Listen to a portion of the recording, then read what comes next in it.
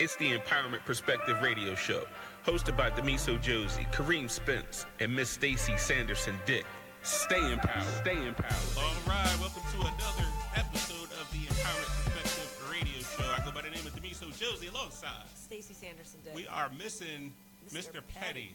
Extra petty from me and you today, then. I think he's being petty by staying home right now. I don't know. I think what happened was that last show, the women tore him up, especially Rosie.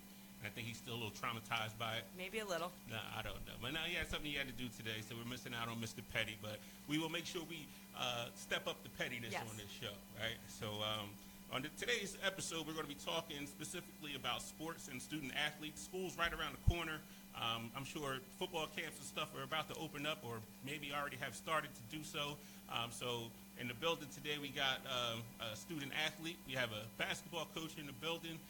And a good friend of mine. He was on a podcast previously on mental health. Mr. Thamon Wright, how you doing, sir? I'm good. How are you? I'm good, man. Listen, your show actually had the highest downloads of all of our shows, the mental health ones. Oh, my God. Awesome. I don't know if it was because of your personality or just was the topic. I don't know what it was, but for some reason, people like that particular episode. I will pat myself on the back. I'm going to give you credit for that one. Thank you. So we got some things coming up on August 18th. The Empowerment Perspective Group will be speaking at the Youth Empowerment Conference.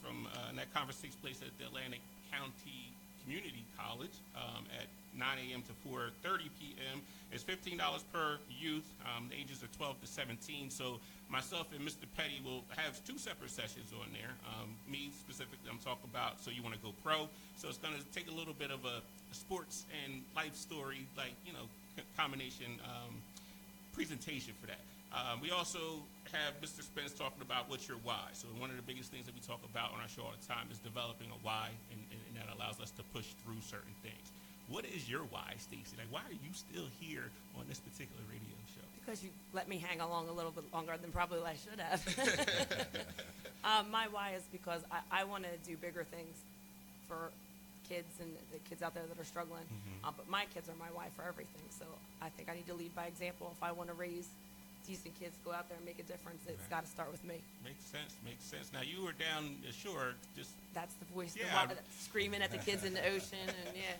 I thought you were still screaming about the Super Bowl because you got your Eagle shirt on right now. Camp started. I'm ready. You're ready to roll. So we also have our back-to-school fundraiser. We want to talk a little bit about that. We have not GoFundMe. Sign Up Genius is ready, almost to go, so I'll publish that maybe today.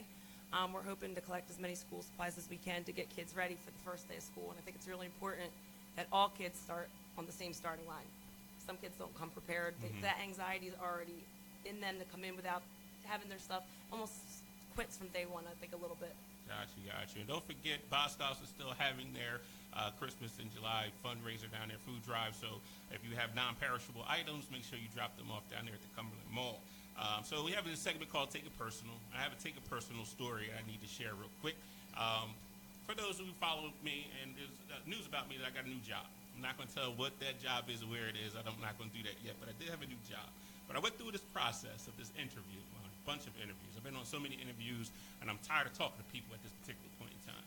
So at the end of it, I go through 1, 2, 3, 4 rounds, and then I'm waiting, and you wait for that phone call, the yes or no phone call. You're sitting there waiting, you're waiting. Next thing I know, there's nobody calling. You just call me and tell me that I didn't get it. Don't send me an email. Call, pick up the phone, and say, I didn't get it. So this one particular school district I just got finished interviewing with, and I still haven't heard from. So I'm sitting there waiting there, and I was like, should I be taking this personal that these places are not calling or might send an email that says thanks or no thanks or a letter? I think you have every right to be a little upset with that. It's common courtesy. We talked about that last week. Mm-hmm. And not even an email, call. Right. Do you think it's a little soft statement of these corporations and these companies that don't call and say that, hey, you're just not the fit for us? Absolutely. You got to be honest with people. You got to stand behind what you're selling. So you can also help the person understand why. Probably give them a little input on why you're not work with you. I don't know. Maybe I'm a little petty too, because sometimes with the Empowerment Perspective Group, I gotta cold email people or send out, we want to get some advertisings and all that other stuff, and no one answers my email sometimes, right? So I'm like, why? At least send me something like, I'm not interested. It's not a good look for us. They just completely blow it off. Is that being petty on my part? they might get a lot of different opportunities emailing them for stuff like that. But for a job interview and you went and sat with them and talked to them, I think they should at least call you to say yes, no, and like he said, maybe get a little feedback as to why you weren't the right fit. I think they should tell you right off the bat from the interview. Like, don't waste my time. When you've done an interview, just be like, all right, step out for a second. They come back in. It's instant response? Right, absolutely. Like, you don't. It's a little risky. I remember taking my GREs, right, and you do it on a computer, and you got your responses right away. Like, why can't you just go in the interview and be like, all right, step out for a minute. Mr. Josie, this ain't going to work for you. Like, why you going to make me wait for, like, 2-3 weeks? You know, it's funny what you just said. My son's aspirations to go to the University of Miami, football, right? So what I've done, every time Coach Manny Diaz, the defensive coordinator for Miami, tweets, I get an alert. So every time he tweets, I send him my son's huddle. I still haven't got a response yet, so I'm being petty. Listen, too. that's a litlittle stalkerish, though. That's doing what you got to do for your kid. You're getting your Absolutely. name out there. Now you looking at that, you're like, God, Wright's a little crazy. But on the previous show, we had the Women's World episode. How did you think that was? I thought it was hilarious. Thought it was hilarious. Yeah. I got a lot of feedback from it, and I got to be honest. A lot of the feedback said the women were not being 100% real. We weren't being real? No. Especially about the guy coming in late. I'm fine with mine coming in late as long as he touches base. I don't believe that. I don't think all the women on that show was being real in terms of certain things. Like, I'm going to get a mouthful when I walk in that door, or at least the next day for sure. John doesn't go out a lot, so usually if he goes out with his friends, it's a few hours. If he's going out at 6 o'clock, usually home by 10, 11 o'clock, whatever. But if he's going to be out till 4 because they decide to go do something else, just text me and let me know you're okay. What I'm not going to be married man is out till 4 o'clock in the morning? He's not. So maybe it's not an issue for me. Maybe I'm being honest, but it's not. It's a non-issue in our marriage. He doesn't go out that late. But if he did, I would hope that he would call and say, "I'm okay. We're heading somewhere else." I don't know, man. I kind of think that you guys were holding back a little bit on the show. I wasn't.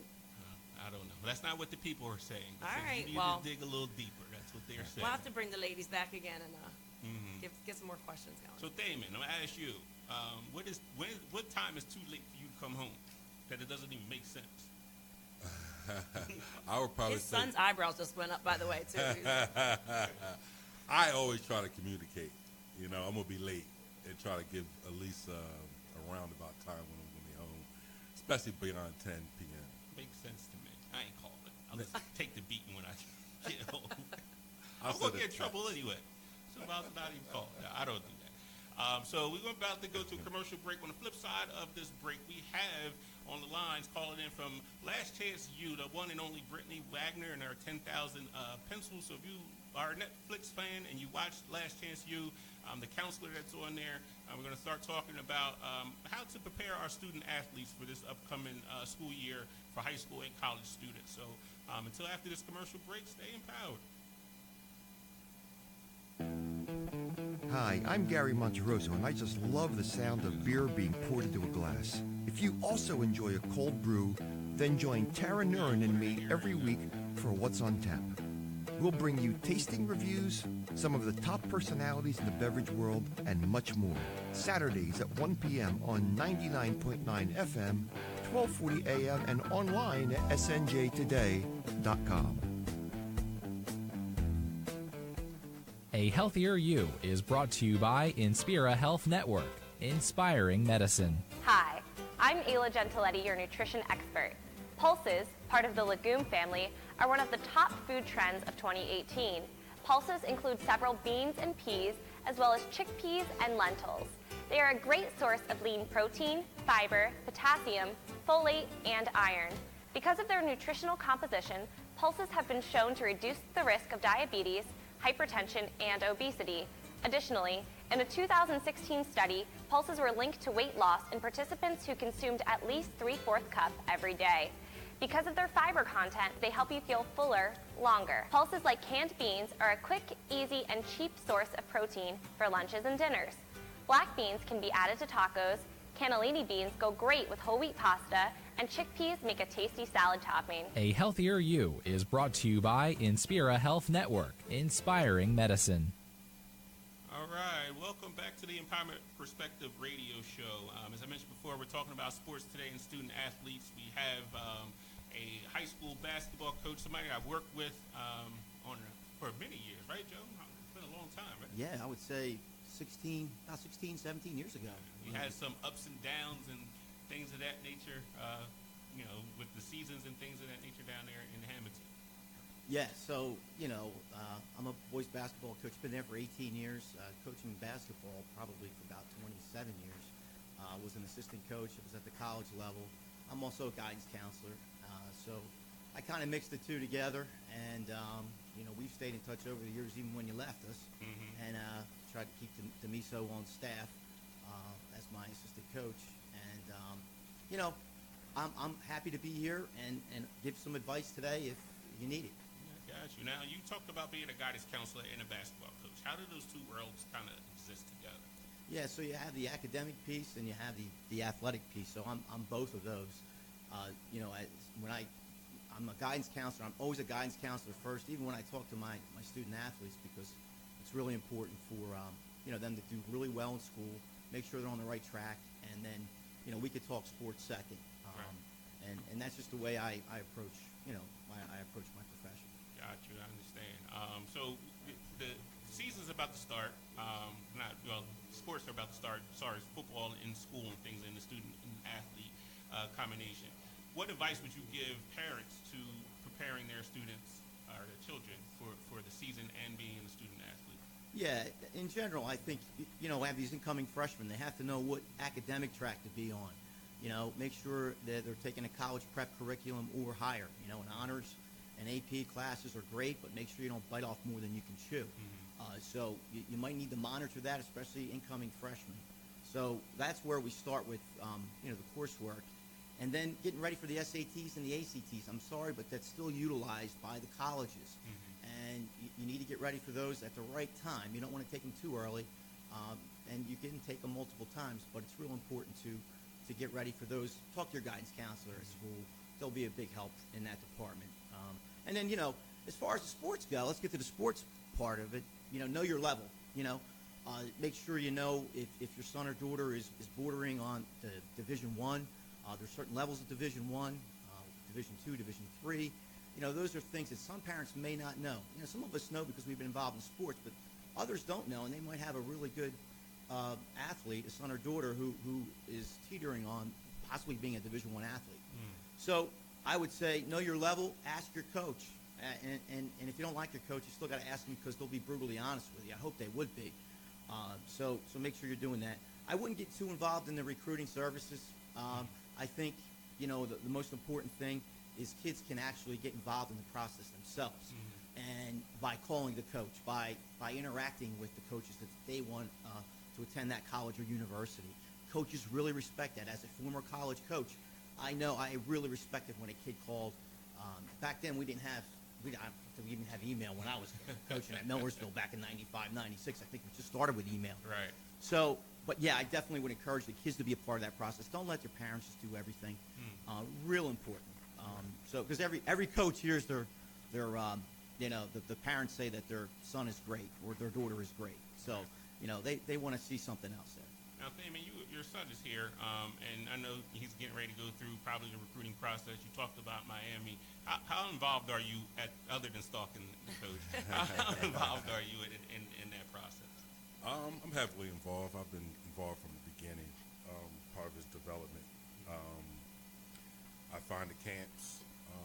I learned over the years, this is probably our third year, like going to different universities, camps and stuff like that, to only go to the ones that show an interest. Not just like pick the random ones, because it's very hard for them to, the practices are not videoed or anything like that. So if you don't catch a coach's eye, it's going to be difficult to kind of make that connection. Right. So we go to the places that they showed interest, and we feel that we have mutual interest in them. So that's important. Got you. So your son is on right now. We have him on the show, and he went to, obviously he's going to Delsey Regional High School, where we all come from. How awesome is it to see your son playing, especially the position that you're playing and winning championships? How awesome is that as a parent? It's like one of the greatest feelings for me, and I've said this to him. I said, when he's out there playing, I'm out there playing with you mentally. You know what I'm saying? It's like, not that I'm reliving my life, but it's like, it's just really more gratifying to see him homegrown and experiencing similar things with the coaches and the school environment, everything. Because, Dusty's really good at education and stuff like that. So, he's getting all the proper tools he needs, and it's good to see it coming from home, Right. Now, you were part of the championship team last year, correct, sir? Yes, sir. All right. So, how does it feel to be a part of a winning tradition and a winning program such as Dulce? It feels good because, we won 4 years in a row. We've been there 6 times in a row. To be a part of one of those championships feels good because the first year my cousin Thamon was there. So, it feels good to, have a ring. We can shoot each other rings and stuff. Now, do you, because I know your dad don't have one, do y'all go back and forth all the time about, how he doesn't have a ring? You can be honest. I would be like, talk all that trash, you ain't got a ring. He's jealous, though. He can't fit the ring. I understand. We're partners. You're partners. We don't have no adversarial type stuff. Gotcha. You know what I mean? Gotcha. We're partners. So how do you, going into the season, you're going to be a junior this year, right? Yes, sir. All right, so going into your junior year, which is a big year academically and from a sports perspective, how do you prepare going into this year? Do you do anything different than you have done in the past? I tried to, lift harder and, make sure I got my grades up because my freshman year, my grades wasn't as good as they were before. But after the sophomore season, going into the junior year, I really got my grades up. I have a lot of A's. And with the lifting and practicing stuff, I just try to take it to another level. I got you. Now, I'm going to go back a little bit. Now, Stacy, you said you played a little ball. Yeah, I played for Dulce. I played softball. Softball. And field hockey. Yes, a bunch of Dulce Yes. alum in the building right now. Growing up, what did sports mean to you? I've always liked sports. I've always been a lifelong Phillies fan, lifelong Eagles fan. Playing sports was more for fun for me because I guess as a girl I didn't really see an opportunity as I got older to continue unless it was like the slow pitch softball leagues, stuff like that. So I did it more to have fun. I wasn't looking to go play professional field hockey. It wasn't an option. It still isn't an option, I don't think. I'm not sure. There's always an option. Always. But Always an option. I played more for fun, I Got guess. you. I understand. Now, Thamon, you were playing sports obviously your whole entire life. What role did it play in your life? Especially football, it means everything. Character building, learning how to work with others, being on time. It's like everything in my life, I pretty much got from football. I struggled somewhat academically initially, transferred a few times in college and everything, but football always kind of grounded my life and kept me going in the right direction. So pretty much owe everything to football. Makes sense to me. Joe, I want to go back to you, and you talk about parents should know the right level that their kids are capable of playing on. As a parent, how do I figure that out? Yeah, so I really think that it is a hard question. And at all the sports, if you think about it, when you don't know, you have to kind of sometimes rely on the recruiting services sometimes to get out there, or you have to ask your coach. And sometimes you just have to know by playing in these certain venues. Talk about AAU basketball or these camps, prospect camps, and sometimes that can give you a good idea. And I think there's a lot of that going on now in all the sports. So that does help the parents with regard to that, especially if they don't have that much experience. But again, it's real important to try to find the right level. You might have a student athlete that can play low Division I or mid-major, but they might just be a role player. Some kids may want to play Division II and be a full-time player. I can give you an example. Christian Mortali, who's one of our former players, he could have played Division I and sat on the bench, and he probably wouldn't have played much. Right. But he wound up playing at Bloomsburg University, all-time leading scorer, and is now in a tryout overseas in Lithuania, I believe. Had an excellent career. Found the right school, right fit, right level. And he had the option to go 1, 2, or 3. Right. So, perfect example. Do you find yourself frustrated with parents a lot? Because sometimes they have a really large expectation of their child, and you're like, but they're not really that. You know, like how do you like even manage that situation? Because like I always tell people, like, you know what? Go out to one of these D1 schools. It don't even have to be like Nebraska or Ohio State or anything like that. Go to like Rutgers. Or even go to a D2 school like Indiana, Pennsylvania, or something like that.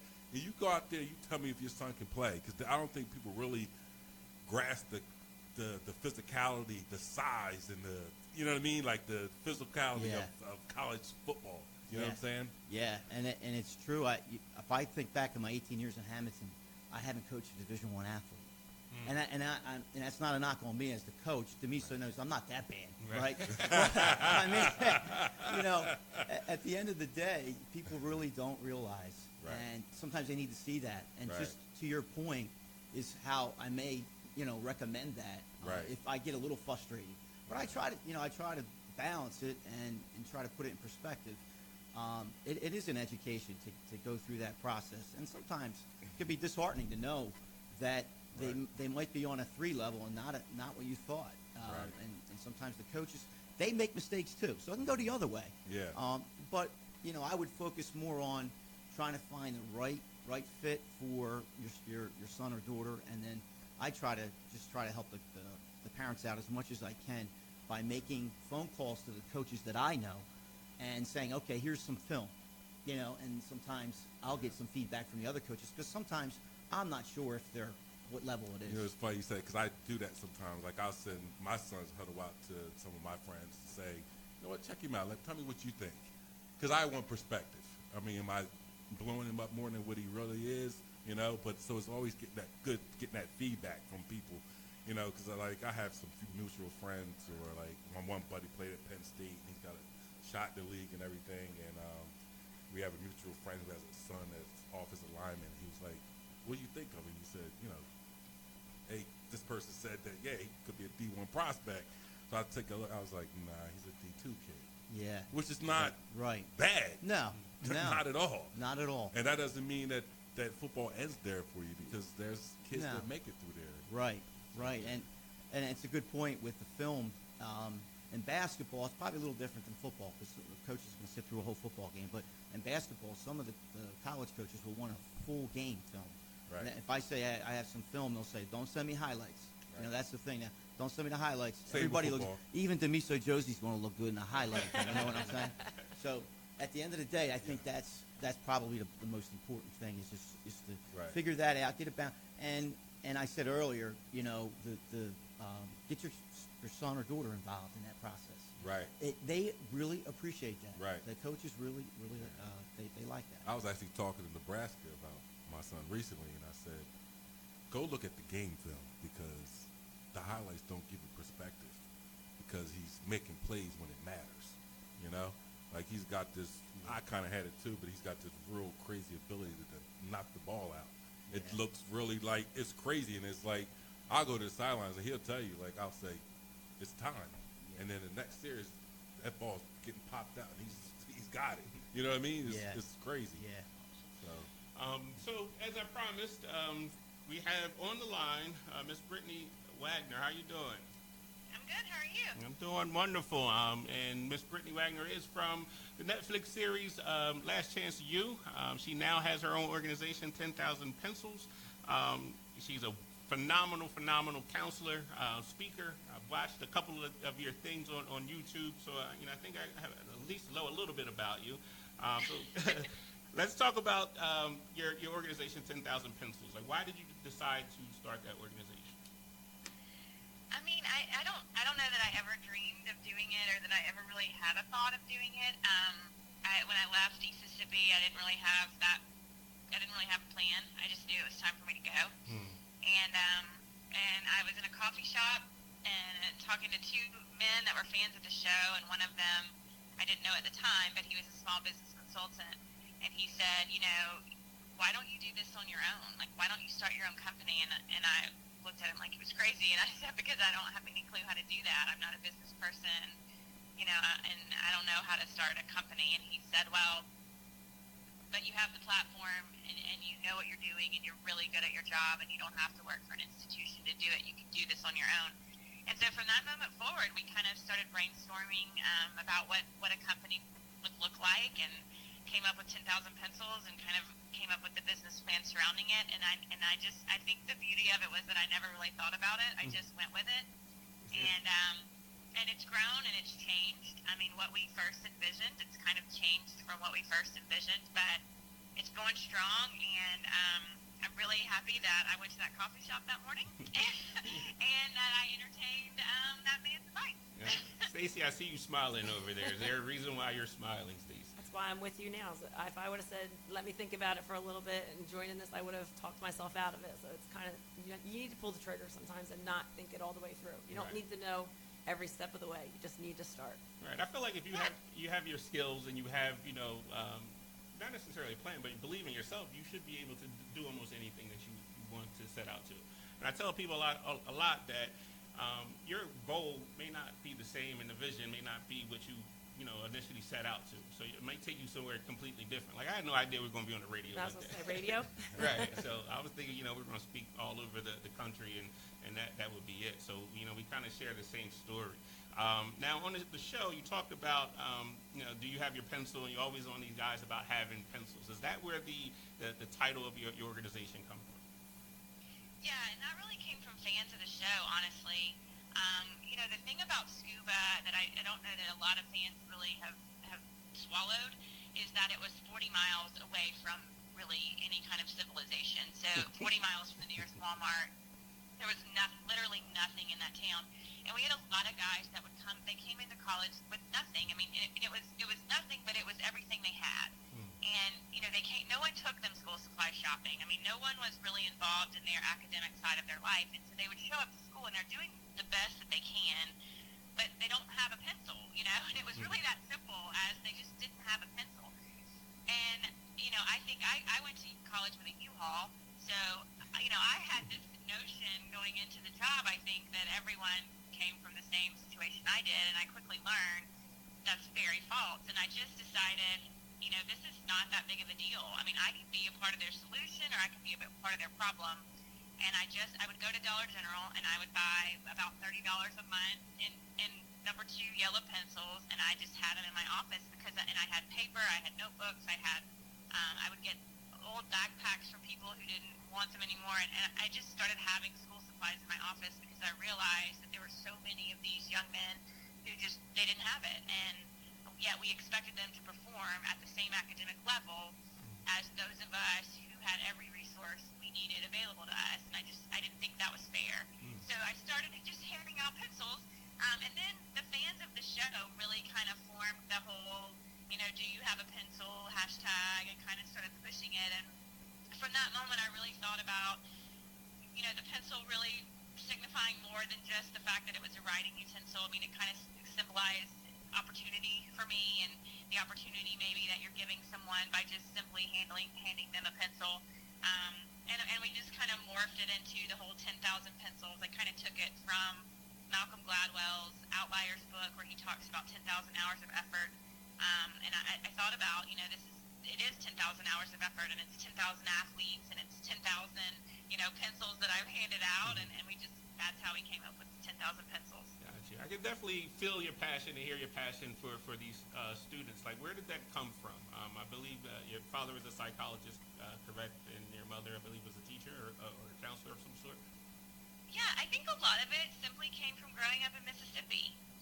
We're the poorest state in the country, we're the most rural state in the country, we're the least educated state in the country, but we're a great state. We're also the most giving state in the country per capita. And I think it came from growing up in that environment.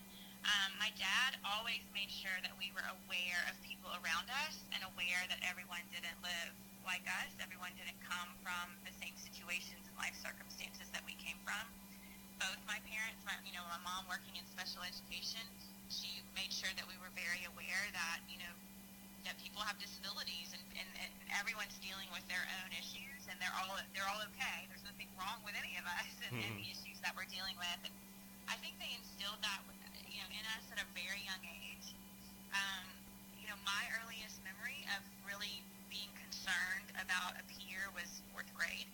I remember really being concerned about a little boy that was in my class, and the fact that he never brought a lunch, he never ate lunch, and I started bringing him lunch money and started bringing him school supplies and started helping him study. And I just had this concern. And, I think, yes, it came from my parents. It came from my upbringing. I also think some of it is just something that came from something bigger than myself. And I think some of this has nothing to do with me, honestly. And I think we can all have that quality, even if we weren't born with it or we didn't have the upbringing that I had. I think we can all have that quality if we'll just start being aware of other people around us and having some tolerance for what other people have gone through. Right. Now, watching the show, you were dealing with a lot of difficult student athletes that come from different backgrounds. A lot of them suffered, I guess you could say, trauma. How big a role does mental health play in student athletes, especially at that level? I think it could play a big part. I think that's the area of college athletics that we want to ignore. We want these guys and girls to perform at a high level athletically. We want them to perform at a level academically that we think is, acceptable. And then we want to ignore all of the mental health issues that they bring to the table. And I think that's unfortunate. I think that's the thing that we're missing in college athletics and probably now professional sports as well, is that we're ignoring the whole person, and we're really ignoring the psychological baggage that pressure puts on these kids, with the life situations that they've been through already, the pressure and psychological damage that's been done to them already. I think that's something. I don't know that I was really sitting at my desk focusing on labeling them and labeling, the mental health issues that they may or may not have. I think I was just more paying attention to them as people, as human beings, and what they were bringing to the table every single moment that they were in front of me. And I think that's really important, to just focus on them as people and, what are you going through at this moment, and helping them get through that moment, one moment at a time. Right. Now, Thamon, I see you clapping over there when she said, seeing them as people. Is that something that resonates with you? Absolutely. I mean, I even recently had an issue with a coach, referring to my son as cattle. And talked about breaking him and using terms like that. Some people don't see these kids as people. They're product. Yeah. They're bringing in the money. Yep. And that's all they want them for, is to perform. I've been working with March for Our Lives with David Hogg and Emma Gonzalez. On their security detail, and they've been talking about a lot of the inequities in impoverished areas with the education system. They would go to, affluent areas in Chicago, and kids have iPads and Apple computers and stuff like that. And then they go into an impoverished area with a lot of people of color, and they don't have pencils and pens and notebooks and books. The things you need. It's not that they can't learn; they're not provided the resources to be able to do that. I completely get it. Now, Brittany, I know you are, focused on the mindset and changing the mindset of these student athletes. How do I, as a counselor, as a parent, I have a child or a student that has that sense of entitlement. I mean, everyone's been telling them that the greatest thing on since sliced bread and everything has been given. And we had conversations about, this trophy generation. Everyone gets a trophy. How do I change the mindset of these student athletes so that education is a priority? Because at the end of the day, you're not going to be able to play ball forever. How do I change that, go about changing that mindset? I think first of all, we as the adults in the room have to accept everyone's academic level. I have a best friend the other day. We were having a conversation, and she said, I just have to accept the fact that my daughter is not going to be a straight A student. That's just not who she is. She's really good at other things, and academics are hard for her, and she quite possibly may be a C student, and that's okay. And I think one of the things is we want our children to be like us, or we want them to be better than us. but in the same pathway that, we went, we want our children to go. And I think we have to accept them for who they are. And, some kids, academics just isn't their thing, and that's okay. Now, it doesn't mean that they, don't need to apply themselves in that area, but it may mean that they're not going to be that 3.5, 3.0 student. It's just harder for them, and there's a struggle there. And I think we have to quit pushing for perfection and just accept them for the areas that they are good in. Let's look at what they are. What are their strengths? Quit focusing on the weaknesses. I think the other thing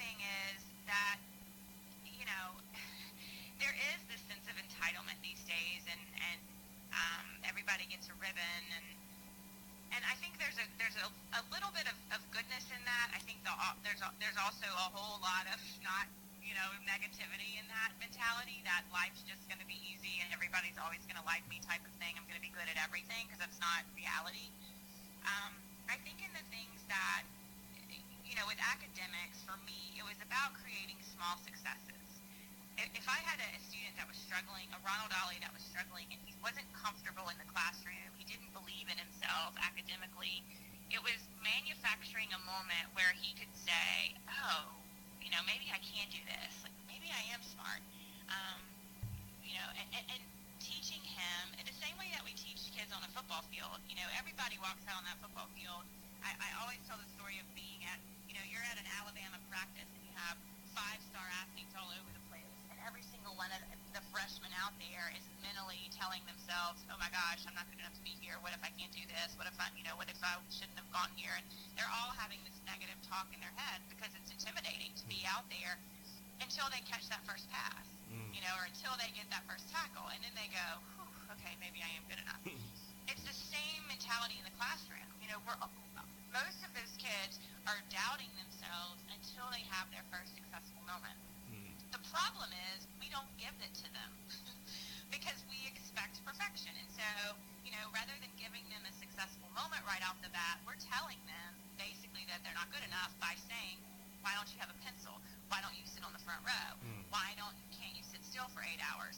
Why didn't you turn your paper in? Why didn't you use punctuation? Like, we're constantly beating them down rather than giving them a moment where they go, oh, maybe I can do this. And I think that's really important when you're trying to, it's motivation. When you're trying to get someone to want to do something, you have to show them the light, like show them the why.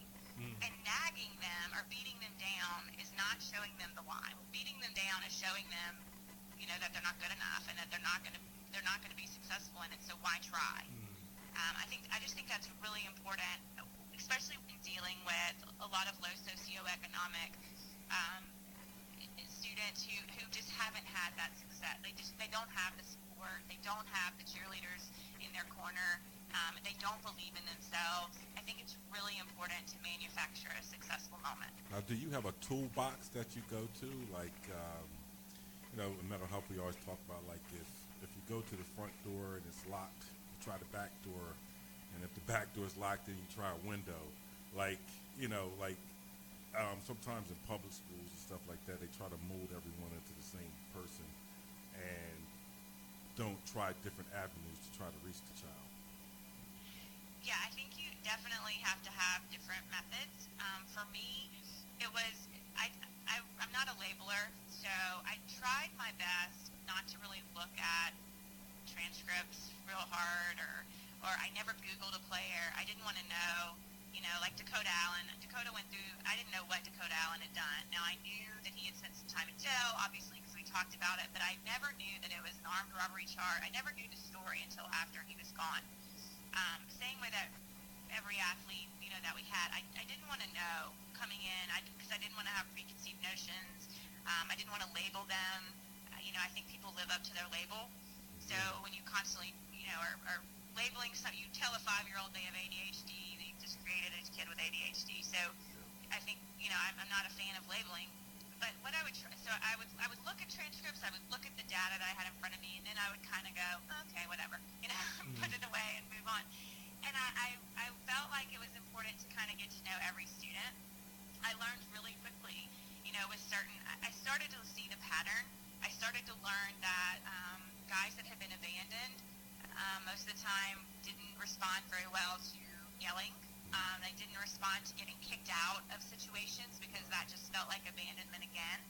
So I started learning, and that was how I think I connected so well so quickly with Ronald Ollie, is I knew that there was an abandonment issue there, and so I knew no matter what he did, I had to stick with him. Like, I could never show him my frustration or wanting to give up. Even if there were moments where I wanted to, I could not let him see that in me. Trust. I knew that was huge for him, and so I think, DJ Law was another guy I think that you couldn't really yell at. If you yelled at him, he just shut down. There were different, and then there were some kids that the only way they were going to respond to you is if you got in their face, and yelled at them. That was just all that was going to get their attention. So I think the key there was knowing who you were working with, and sometimes, it took me a while to figure people out. Sometimes I could peg them, on the first meeting with them.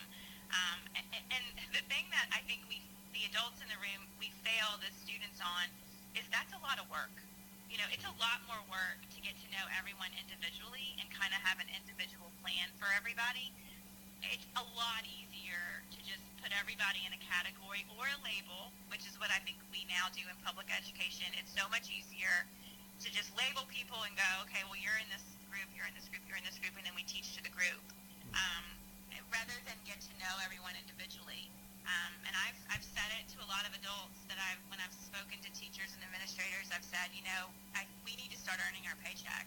And to earn your paycheck, you have to get in the face of your students and start knowing them on an individual level. That's so true. That's so true. Well, Brittany, if you could hang around, we're going to have to take this quick commercial break if you're able to stay around for a little bit. And on the flip side, we'll have some more of Brittany Wagner. Mr. Petty just walked in the building, too, so we're going to find out why he was so late. So stay tuned.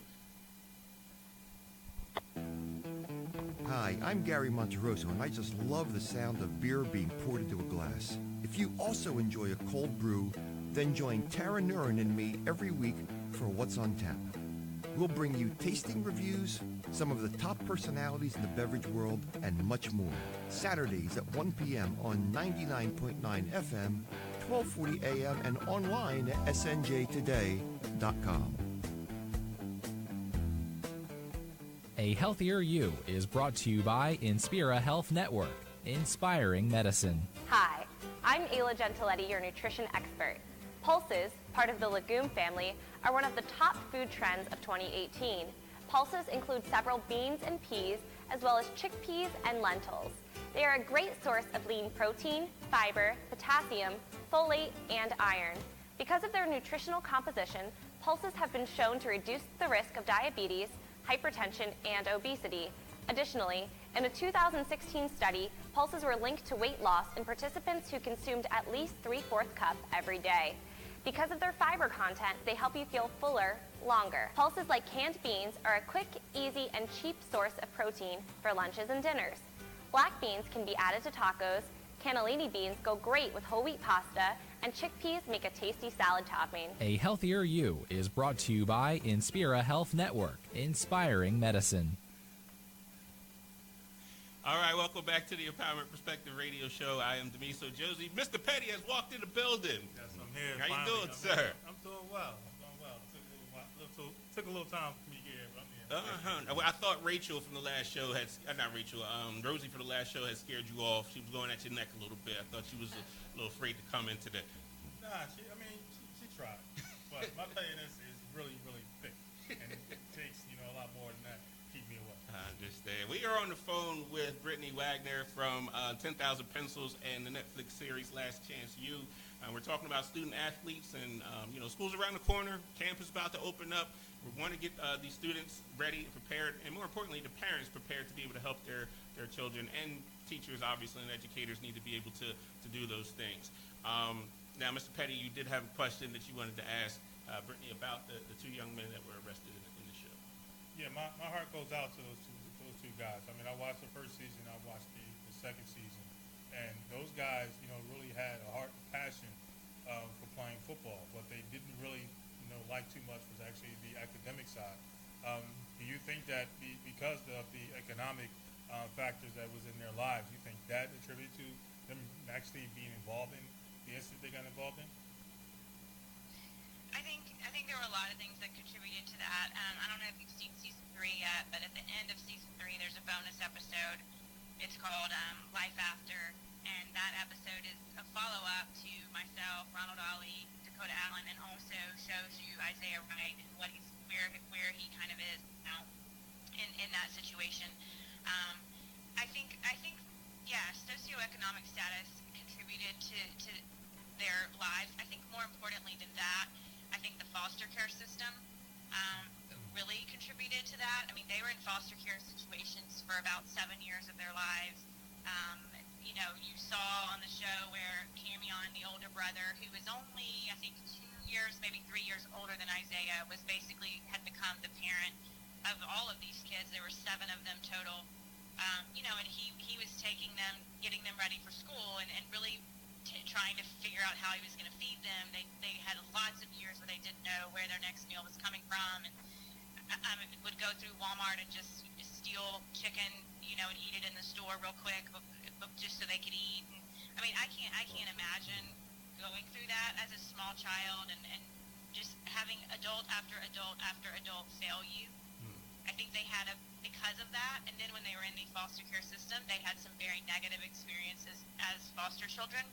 I think going through that, experience really impacted them, because it impacted their ability to take authority. They just not trust adults. And rightly so, because every adult that had been in their lives thus far had pretty much failed them, and so they really had this mentality that they had to take care of themselves, and did not respect or trust authority figures. And I think you saw some of that in the show, and then you also kind of saw in the show where some of the adults, even at East Mississippi, failed them in some ways. And I think that's just, when you're dealing with that type of student, I think you have to be very sensitive to the issues that they're bringing in. My heart breaks for everyone involved in that situation, for Isaiah, Camion, and then also the young man that was killed. And it's a terrible thing. I think that we as adults, really need to learn from his story, and learn that there are children like this in our schools. And I often think about Isaiah as a young kid, and I think, could there have been a teacher or a coach or an administrator or some adult in his life that could have changed the situation for him, if we had just maybe paid a little bit more attention. Right. Now, Coach Martino, at the high school level, are you experiencing some of these cases as a coach and as a counselor? Yes, it's overwhelming, to say the least. And as I have the kids, whether they're athletes or not, coming in as a guidance counselor, they're coming in with a lot of issues and problems that deal strictly, it could be anxiety, it could be what's going on at home, it could be a chemical imbalance. There could be a lot of things that are going on that these kids can't quite identify.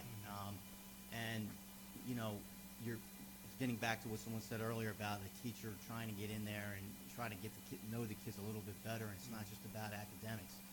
We're missing it at the high school level, big time. We're not teaching enough character.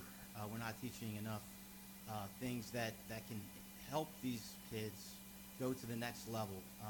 And when I talk about performance enhancement and all those things that nobody really touches on. When we talk about counseling, so giving these kids something, we don't do it at the high school level. The coaches aren't doing it. They're focused on, winning games, even at our level. So, when we talk about the counseling part, I need help. I'm in there and I'm dying for a counseling center at the high school. We don't have one. Right. I'm a guidance counselor handling testing. I'm handling personal problems. I'm handling grades. I'm handling all these issues. But I don't have a counseling center. Where some schools do, some don't, and it comes down to money. I can't reach all these kids, I'm and it's thinking so back frustrating. on my high school experience as a player, and the story that I grew up, an abusive family and all that stuff. Sports was my outlet, but outside of that, I didn't have, another outlet. So when you remove that, these kids went home when this happened. You remove that outlet for them. They're looking for that release. So you find situations where you get caught up in unfortunate situations that these two young men went through. Yeah. So and we're worried too much about the academics. Don't get me wrong, I'm an academic person, but we're worried too much about physics and algebra 2 and all this other stuff, when these kids, they need so much more than that, and we're not giving it to them. The curriculum's not there. It's not there. And I've been crying for high schools to do more and change, and I can only do so much as a guidance counselor. You got to deal with the whole person. Yes. What I do, sometimes someone might have a crisis situation. They get admitted to the hospital, and then they get discharged out to the community, and it's like, well, I'm hungry. I don't have clothes. How can I worry about going to treatment, when I'm hungry? Right. So it's those kind of stories with the kids as well. Like, you realize, oh my God, you're going to the kid's house. It's like, God, there's nothing to eat. You know what I mean? Like, he's barely being clothed. You know, he's sharing clothes with his brother and stuff like that. Yeah. Just his self-esteem and just like seeing other kids, you know, with stuff. And like, it's bothersome. I often thought about having my own high school and trying to invent a curriculum that incorporates this a big time, you know, with the help of a lot of people, obviously. But that would be ideal, and I think it's what we need. I think that programs such as Brittany's, the 10,000 Pencils, and what we're doing with the Empowerment Perspective Group is trying to fill those holes and those voids. I mean, obviously the issue is larger than what we can handle, but we need more people, we need more organizations to be able to you know, step in and fill in those gaps and fill in those holes. Again, I tell my students all the time, I can care less if you can add 1 + 1. It's irrelevant to me. Now, tell me how you solve that problem, and you know, we can wire your brain to solve problems. So now when you're putting the situations out into society, you know how to handle those situations. I think that's a big lesson that a lot of educators need to be able to teach these kids. A lot of parents also need to start stepping up. You guys are not excluded from this conversation. Parents, you need to step up and raise your children. And don't put yourself in a situation where you're requiring the school to raise your kids. I don't need school to raise my kids. I have to go to, you know, to teach my kids. They have to go to school because it's the law. But at the end of the day, I don't need them. Like, me and my wife are working with our children constantly, you know, and we're putting them in situations where they got to make decisions and have to figure certain things out. So that's extremely, extremely important. I want to switch gears a little bit because we've got like 10 minutes left for the show, and Mr. Petty made it all the way down here on time, so I have to allow him space to ask his traditional question of pettiness. So go ahead, sir. So, Ms. Brittany and everyone that's here, I mean, are you guys petty? I mean, you know, I never really thought about it until I was reading the list of questions, and I was like, gosh, I'll say maybe this. I am petty. Yeah, I'll say this, that after watching, you know, season 1 and season 2, you know, I always seem to get like a hint of your pettiness when people come ask you for a pencil. You'll have a look on your face like, how dare you come to an academic campus and not have a pencil? I don't know, you know, well, that probably came from, like, I would challenge them to keep up with the same pencil for more than 5 minutes. And, you know, so 10 minutes later when they were coming and asking for another pencil, I was like, really? Yes, I see it look all over your face. I try not to be petty, and I try to at least be aware of myself if I'm starting to be petty. I will say, when I was thinking about the question, I was like, am I petty?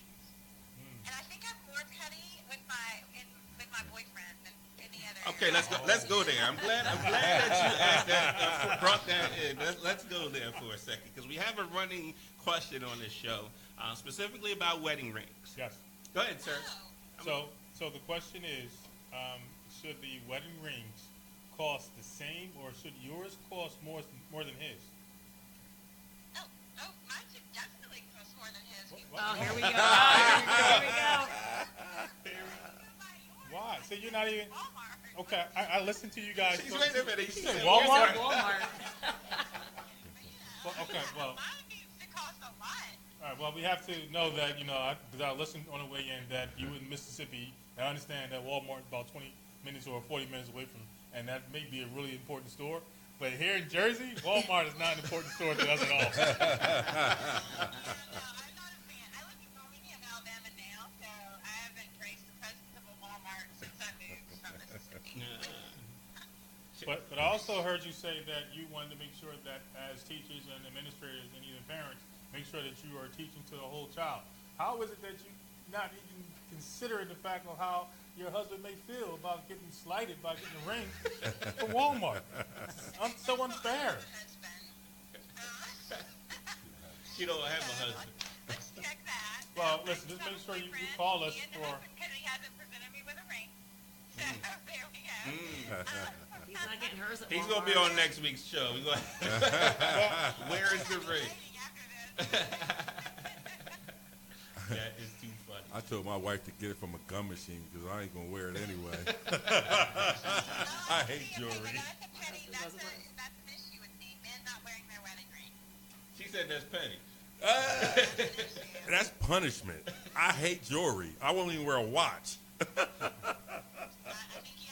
think your whole person has to tough it out. That is too funny. So we switch gears a little bit and we talk about if the world is about to end, you can only take 3 albums with you. What 3 albums are you taking?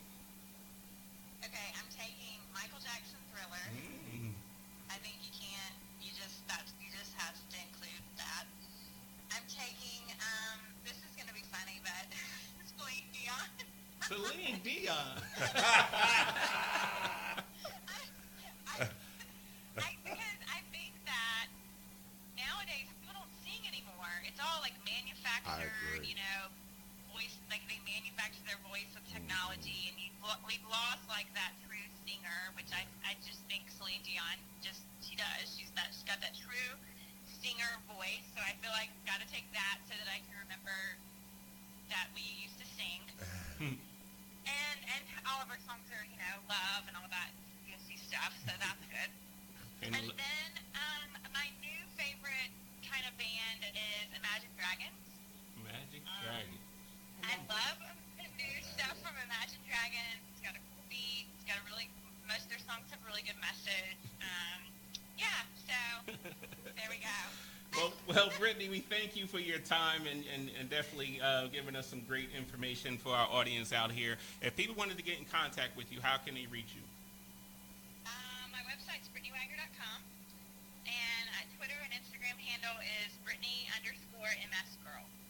Right. So on behalf of the Empowerment Perspective Group, we thank you for being on and continue your great work that you're doing out there, and we look forward to seeing you do wonderful things. And hopefully we'll work together someday on the Empowerment Perspective Group in 10,000 Pencils. We can talk about that all. Wait a minute. One last question before you go. Do you do fantasy football? Because we want to invite you to our league. Oh my gosh, I would love to. I Okay. know, but I would love to. Okay, you're in. You're in. Nice. So, Okay, good. That'd be good. all right, Brittany, thank you so Where's much. mine? I didn't get an invite yet either. Yeah. We just started. We just Oh, started. okay. Just now? So that was Brittany Wagner of Last Chance You. And she was a counselor. She's doing her own thing of 10,000 Pencils, doing some wonderful things down in Mississippi. She's also available for speaking engagements up here and working with your children. She does things with parents in school districts. So that's some wonderful work that she's doing out there. Just a reminder, we are at the Youth Empowerment Conference on August 18th. You want to tell the people what you will be speaking on, sir? Oh, I guess man, I had a flyer in front of me, and this is last second. But I do know that I'll be probably speaking about financial aid. More importantly, being able to empower yourself to ensure that you can take care of your business before you decide to let them take care of the business for you. College is very costly, and we want to make sure that our students get a jump on things very soon, because if you wait until your junior year, like the traditional wisdom is, you're going to miss out on a whole lot of things, especially mainly opportunities. So we'll be speaking. Shout out to Shalonda Austin again for arranging this thing and giving myself and Demiso opportunity to speak to the youth of Atlantic City. So we're going to have some fun while we're down there. All right. Coach Martino, any last words of wisdom, advice for our student athletes? Yeah, I would just say, you know, you just hit on I didn't touch on the financial aid and making sure that, you know, you get involved in that early. There's plenty of money out there. And good grades, by the way, good grades could mean money. It does not sports. And getting your athletic scholarship. Sometimes, you know, the grades and the GPA could mean a little bit of money. So. Got you. So, Mr. Wright, I thank you for stepping in for Mr. Petty today. How was your first time on the air? I enjoyed myself. I really had a good time and so empowered. Now, if this was Rockefeller and I was Jay-Z, I would present you with the chain. So, but you're officially a member of the Empowerment Perspective Group. So, welcome on that. Young Mr. Wright, good luck. Season coming up. You know who you guys open up with? I think it's Woodbury. Woodbury. All right, Woodbury, man. bro. All right. Well, we need another ship. We need another championship. Bring it back home to Delsey. Make it back to back. That'd be like 20 or something like that. I don't know. I lost count. So until next time, stay empowered.